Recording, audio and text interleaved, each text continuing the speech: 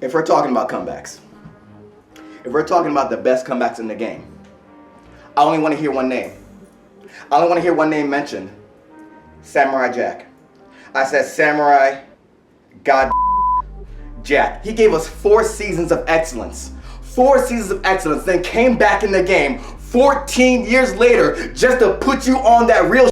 We grew up and Samurai Jack grew up with us. It's 50 years later and I'm about to talk about why Samurai Jack is the gutterest, the most gully, the most gritty mother to come back and put it on us. For the fandom, y'all. This is for the fandom.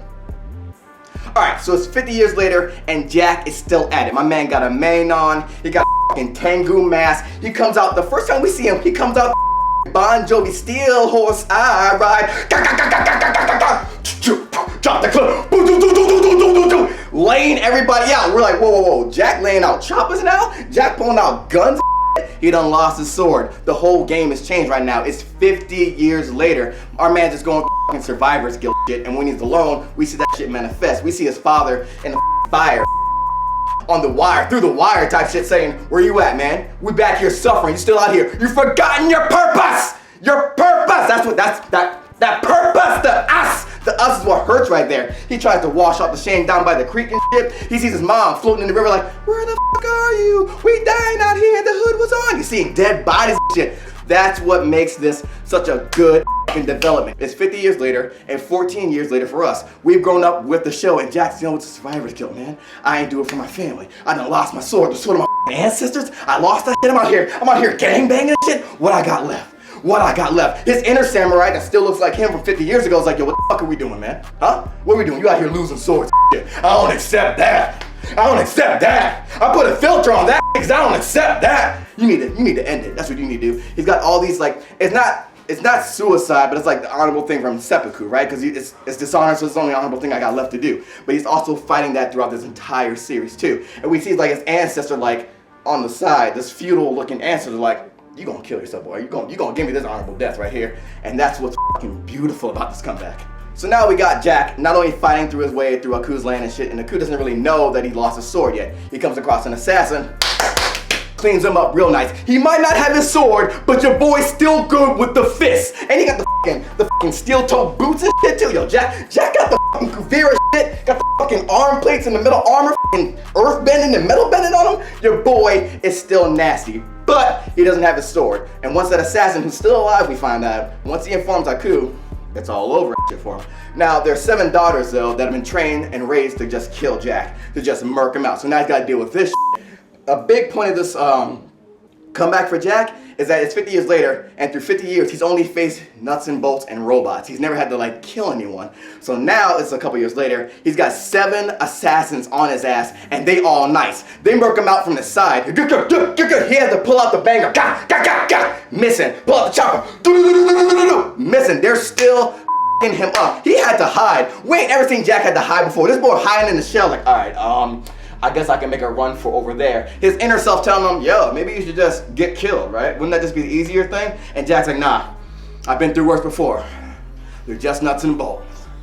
Just nuts and bolts. And then he gets into this labyrinth, right? And now he's got them all like, sheltered off and shit, and now he's got to fight his way through there. And what happens is he murks one of them. And then he finds out that one's actually alive. So this is the first time he's actually killed someone, and now he's got to deal with that. Now this is big, yo. Jack never took a life before, and then he starts flashing back to his old school days with his dad and shit. And these guys ran up on his father. His father stepped out the whip like, look, man, I'm sure some circumstances brought y'all here, but I can let you leave, or you can face your destiny. Motherfuckers tried to face destiny, and they got clapped by the hands of destiny. And then his father reminds Jack like, yo, look, these are the choices you make, and the choices you make define you and who you are. And Jack reflects on that shit, and he's like, all right, I took a life. I'm about to take some more lives. He gives them all that chance to walk away. Motherfuckers tried to cut him off, and he gave him the hardest shit in the game. He said, perhaps you didn't understand what I was saying. Fuck you, Samurai Jack. Very well. The decisions you make and the actions that follow are a reflection of... Quiet. Clapped everybody up.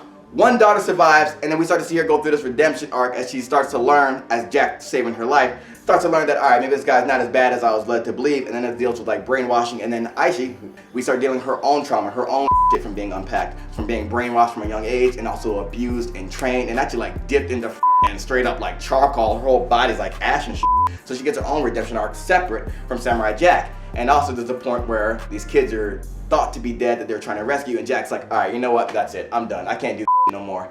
She actually saves him from stopping him, saves him from giving himself that good night goodbye shit, man. And that's the hard shit of Jack, yo. That's the best shit. All that trauma, all that survivor's guilt coming through and seeping up and eating away at him, and him still finding a way to come back through that Obama hope, yo. That 2008 Obama hope came up. She's like, nah, Jack, look. I said like, yo, I've been through the world, right? You done good out here, B. You out here, they got monuments to you, son. Those kids are still alive, son. You ain't gotta do this. You ain't gotta do this, Jack. Don't do it like Jack. Jack said, you know what? Yeah, I can come back. I can come back from this. And that is one of the reasons why your man Jack is built up from the floor up. Your man's a 2-story house. I don't even know what build houses and stories, but that's what the he is. My man's a mansion, son. Can't take that away from Jack.